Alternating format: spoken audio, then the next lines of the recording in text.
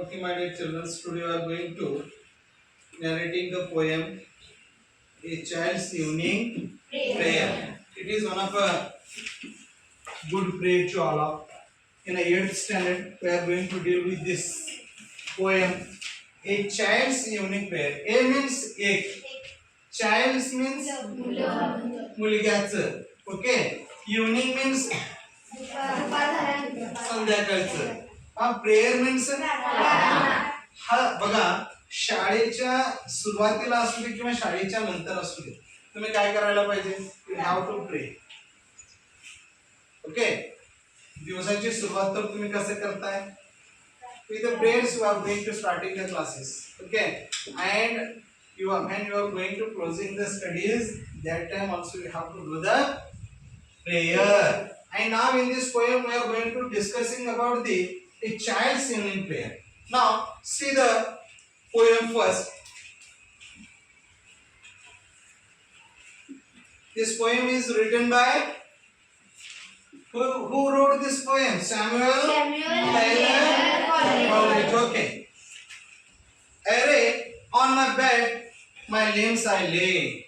Lay means yes. बघा मी ज्या वेळेला सगळं दिवसाचं काम सगळे संपल्यानंतर आपण काय करतो सांगा रात्री झोपायला ज्या वेळेला जातो when we are going to bed, when we are going to sleep, ज्या वेळेला आपण रात्री सगळं काही संपल्यानंतर सगळं काही हे जीवनाचं दैनंदिन काम संपल्यानंतर रात्रीचं जेवण झाल्यानंतर झोपायला ज्या वेळेला जातो त्या वेळेला सुद्धा आपल्याला काय करायला हवं प्रार्थना करायला हवं. आणि हे मुलगा काय करतोय हे चित्र तुम्ही बघा. This is bed. Is it right? And the child is on his limbs. गुडघं टेकून हात जोडून प्रार्थना करतोय. लिम्स म्हणजे काय सांगा हात पाय मोकळे म्हणजे हात पाय खाली टेकून आपण काय करतोय हात जोडून प्रार्थना करतोय. कधी झोपायच्या आधी.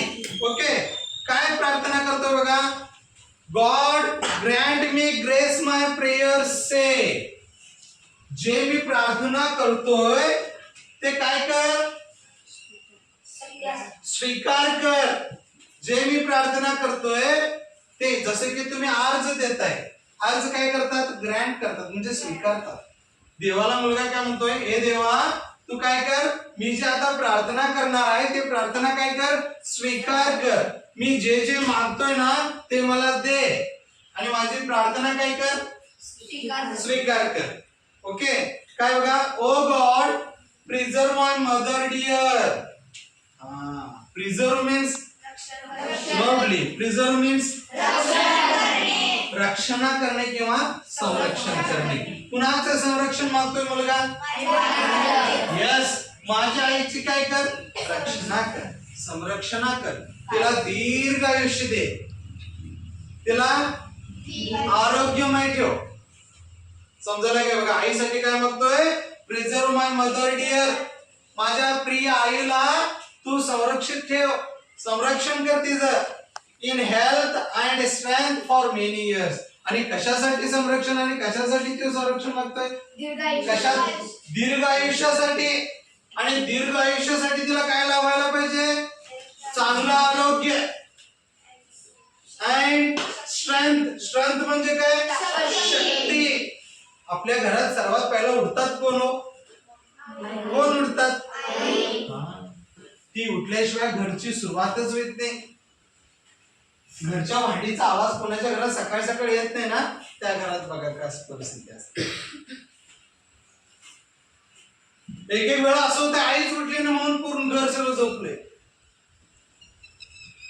मम्मी उठली ना तर घरची सुरुवात. म्हणताना तो काय म्हणतोय आमच्या आईला माझ्या मायेला शक्ती दे दीर्घ आयुष्य दे तिला आरोग्य दे तिला सुखी ठेव.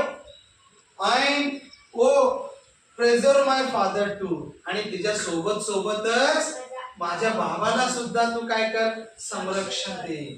माझ्या बाबाला सुद्धा तू सुरक्षित ठेव.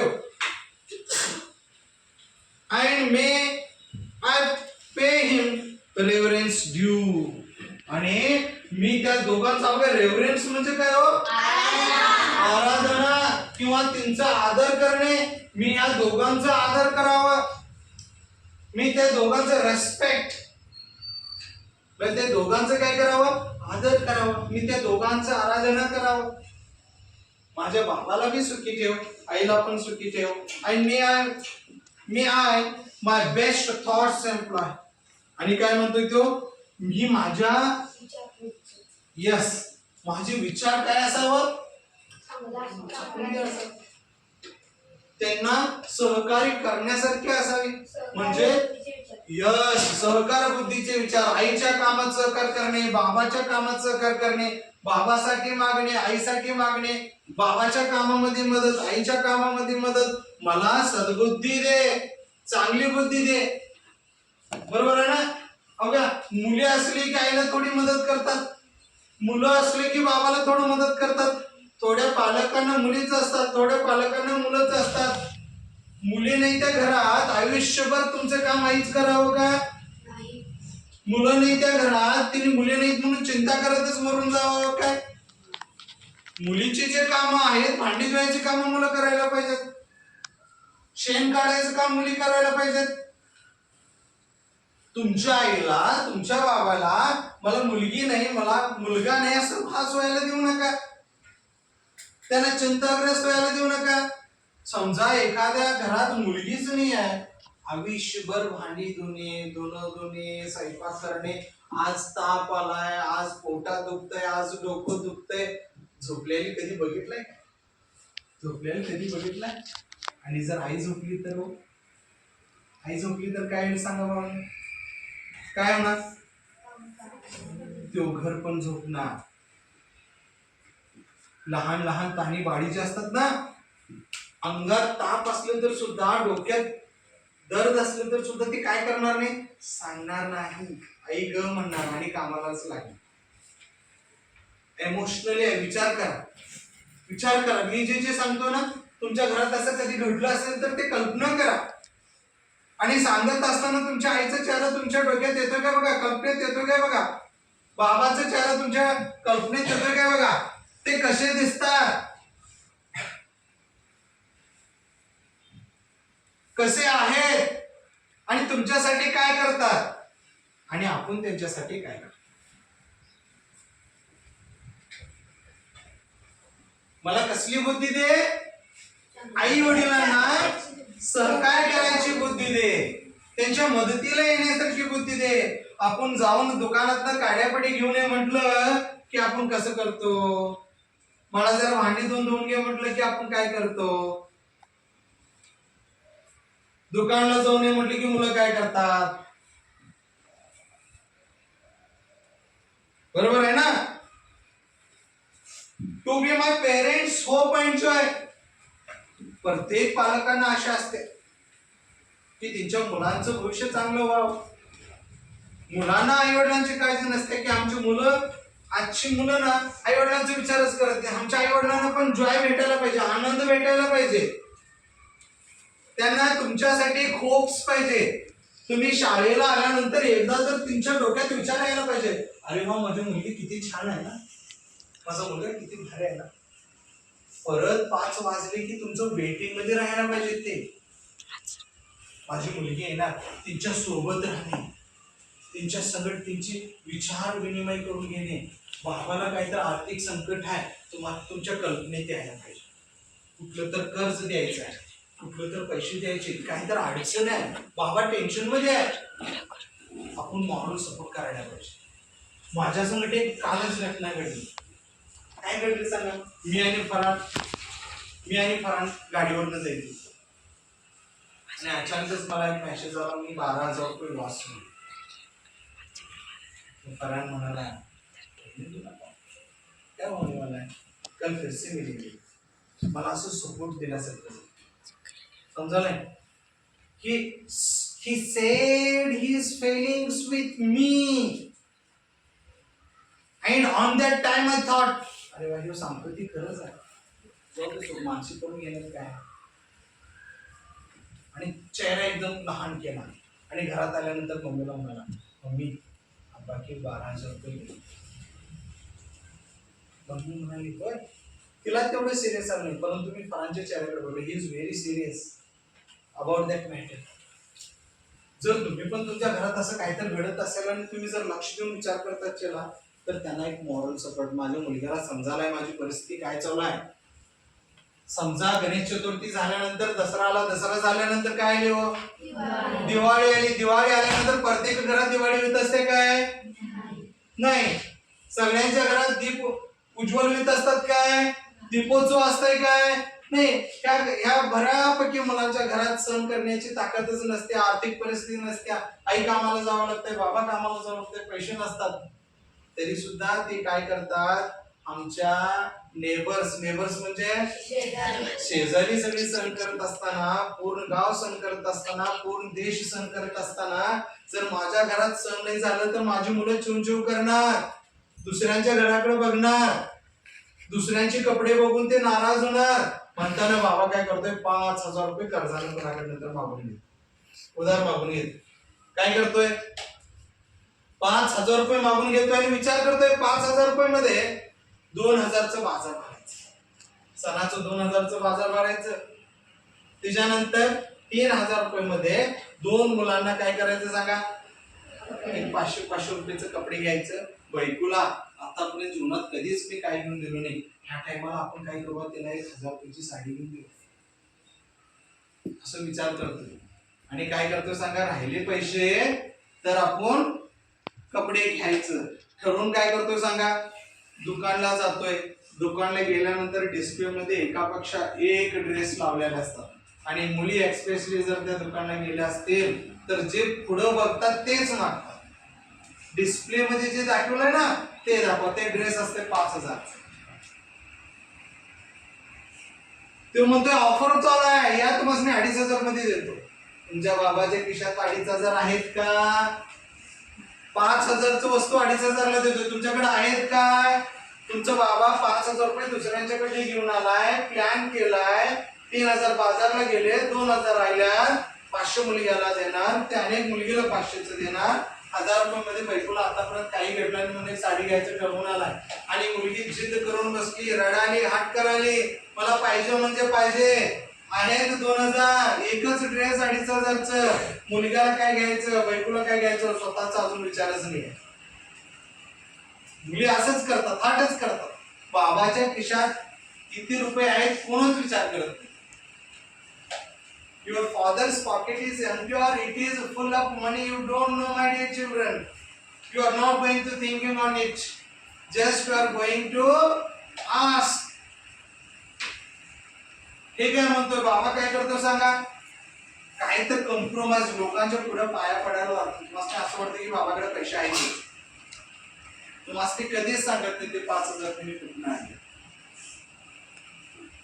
कर्ज करून आणल्यात का, त्यांचे इन्कम सोर्स आहे का, ठेवल्यात काय झालं काय सांगा. जर एका मुलगीला 1,000 रुपयाचं घेऊन दिलं, मुलग्याला घेतलं आणि ते दोघांनी काय करतात, तसंच औषध. म्हणताना तुम्ही बघा, तुमच्या वडिलांचं बनियान फाटलेलं असतं, इतके वेळा त्याला होल पडलेलं असतात, तुम्ही कधीच बघत नाही त्याकडं की आपण नवीन नवीन कपडे घालत असताना बाबाचं बनियान फाटलंय, कधी तर घ्यायला पाहिजे, कधी तर ते आणायला पाहिजे. तुम्ही काय घेतेस बाबा असं कधीच कोण विचारत नाही. आणि असंच आयुष्य तो काय करत असतो, टाळत असतो. तुमच्याकडनं एक होप ठेवलेला असतो तो काय, की माझा मुलगा मोठा होईल, मुलगी मोठी होईल, नोकरी धरेल, काहीतरी घडेल आणि तरी तर काय म्हणा त्यांची परिस्थिती बदलेल. आणि शाळेत आल्यानंतर आपण काय करतो, 10 ते 5 इथे अभ्यास करतो. तुम्हाला काय वाटतं सांगा बाळांनो, आई वडील तुम्हाला पुस्तक, वही, डबा, जेवणाचा डबा, पाणी बॉटल बॅगेत घालून पाठवतात, एवढंच बघतो ना आपण. एवढंच असतंय काय, काय असतं सांगा, आणि काय असतं त्या बॅगेमध्ये, काहीतरी असतंय काय, मी आज सांगतो ऐका. नुसतं त्या बॅगेमध्ये पुस्तक, वही, पेन, पेन्सिल, तुमचा जेवणाचा डबा आणि पाणी नसतोय. तुमच्या आई वडिलांची मोठी मोठी स्वप्न सुद्धा त्या बॅगेतनं आलेली असतात. माझा मुलगा इंजिनियर व्हावा, माझा मुलगा डॉक्टर व्हावा, माझा मुलगा टीचर व्हावा, आर्मीत जावावं, पोलीस व्हावं, नर्स व्हावं. हे सगळी स्वप्न तिने पण बघितलेले असतात, त्यांना घडलेलं नसतंय. त्यांनी कष्ट करून तुम्हाला शिकवत असतात. म्हणजे काय होतंय, ती स्वप्न तुम्ही बॅगेतच ठेवताय, बॅगेतनं वही काढताय, पुस्तक काढताय, तर स्वप्न मात्र त्या बॅगेतच राहतात. पहिलीपासून 8वी होतंय, 9वी होतंय, 10वी होतंय, फेल होत असा, आणि ते स्वप्न काय होतात, दाखवून होऊन जात. ते स्वप्न बाहेरच निघत नाही. मग तुम्हाला एक दिवशी मोठे झाल्यानंतर रिअलाइज होतं, अरे वा, मी काय घडलो नाही, आता माझ्या मुलांना घडवायला पाहिजे. परत तुमची आई आणि तुमचे वडील जे स्वप्न बघितले होते तेच स्वप्न तुम्ही बघताय. आणि तुमची मुलं काय करतात, जसं तुम्ही केला बॅगेतनं बाहेरच काढला नाही, तसंच बॅगेत ठेवतात. असंच पिढ्यानपिढी काय होते सांगा, घडत जाते. त्यामुळे आपल्याला काय करायला पाहिजे, का शाळेला येतो, घरची परिस्थिती काय आहे, आईची परिस्थिती काय आहे, बाबाची परिस्थिती काय आहे, हे आपल्याला जाणीव पाहिजे. पुढे जाऊन कवी काय सांगतात, I know preserve my brothers both, आणि माझ्या बांधवांना, माझ्या भाऊसने सुद्धा काय कर, सुरक्षित ठेव. कशासाठी, from evil doing and from soul. बघा, मुलांच्या सगळ्यात मोठी 2 अडचणी, तुम्ही खोडकर होताय. खोडकर म्हणजे काय, जिद्दी व्हायचं, आगाऊपणा करायचं. एव्हिल म्हणजे दुष्ट, वाईट बुद्धी तुमच्यात असते. पाहिजे म्हणजे पाहिजे हे बुद्धी असू दे, किंवा आळसीपणा. स्लॉथ म्हणजे काय, आळसीपणा. मी सांगतोय, दररोज सकाळी सांगतोय, तुम्ही please get up early in the morning at 5 o'clock and do something. Read hard, do the hard work, and prepare yourself for the examinations. By hand the poem, by hand the words. But my dear children, तुम्ही सांगा किती वाजता उठताय तुम्ही? ते तुमचा आळशीपणा नसेल तर काय असेल सांगा. एबीसीडी पहिलीच शिकवतात, दुसरीच शिकवतात. Now are you in the 8th standard and somebody are not don't know how to write ABCD. मग 8 वर्ष पर्यंत तुम्ही शिकलाय, हे तुमचा आळशीपणाच होय की नाही? बरोबर आहे ना? सांगा मला, गेले 1 महिन्यापासून आतापर्यंत भरपूर काही शिकला तुम्ही. Is it right? Unbelievable results. तुमचं हँड रायटिंग मिळाल्यानंतर मन प्रसन्न व्हायला पाहिजे. मग गेल्या आठवड्यात आणि गेल्या महिन्यात जर एवढी प्रगती झाली असती, पहिलीपासून अभ्यास केला असता, तर तुमची परिस्थिती काय, कसं झालं असतं? तुम्ही सगळे रँकरचं नंबर लागला असतं, कॉम्पिटिशन झालं असता, कोण झोपलेच नसते. बघा, घरची परिस्थिती अभ्यासाला कधीच अडचण येत नाही. पहिल्यासारखं काय, आंबेडकर वगैरे कसं दिव्याखाली बसून अभ्यास करायचे, रोडच्या खाली, पोलच्या खाली बसून अभ्यास करायचे. आज घरची परिस्थिती तशी आहे का? समजा तुम्ही न जेवता शाळेत आला तर पण तुम्हाला शाळेत व्यवस्था आहे. तुम्ही आंबील पित असा, दुपारपर्यंत तुम्हाला जेवणाची व्यवस्था असते.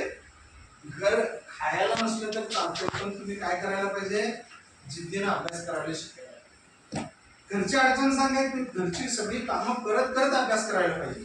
पुढे काय म्हणतात बघा, I may we always love each others. आणि मुलगा कसं प्रार्थना करतोय, वाईट दुष्ट बुद्धीपासून आम्हाला संरक्षित ठेव, सुरक्षित ठेव, आळशीपणापासून आम्हाला सुरक्षित ठेव, आणि एकमेकांशी प्रेम करायचं.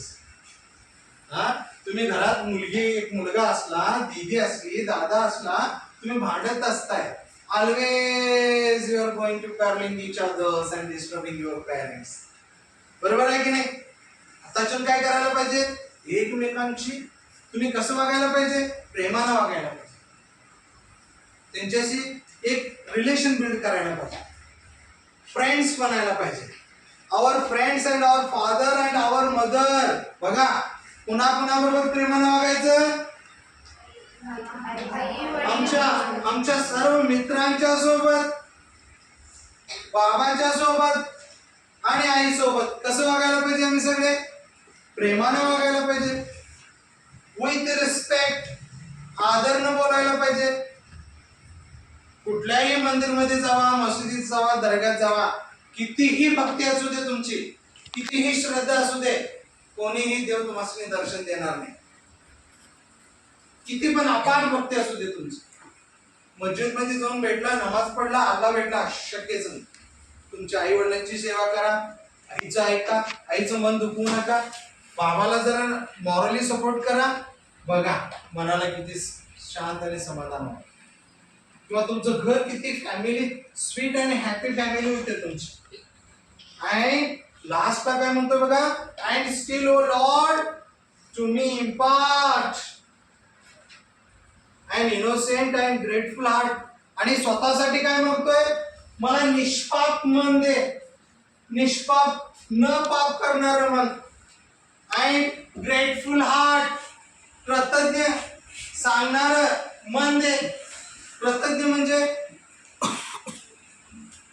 कृतज्ञ, ग्रेटफुल म्हणजे काय, thankful. It means grateful, thanks छोट्याशा कामाला सांग. कृतज्ञ, if you are grateful to your parents, तुमच्या आई वडिलांचे तुम्ही ग्रेटफुल राहायला पाहिजे.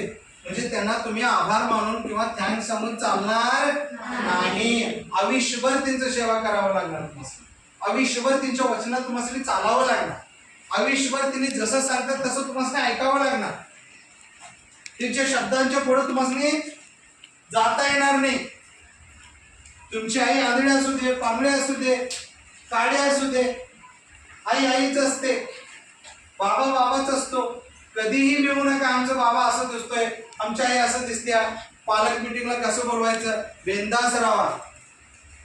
तिने जन्म दिल्यात म्हणून आज आपण इथं आहे. बरोबर आहे की नाही, बरोबर आहे की नाही. आमच्या आई वडिलांच्यावर संशय खायचं नाही, ते असंच करते, बाबा असंच आहे. तुम्ही बदला, तुमचं घर बदलेल. समजाले. You have to change your think and काय म्हणतो आपण, बघायची दृष्टी बदला. ओके.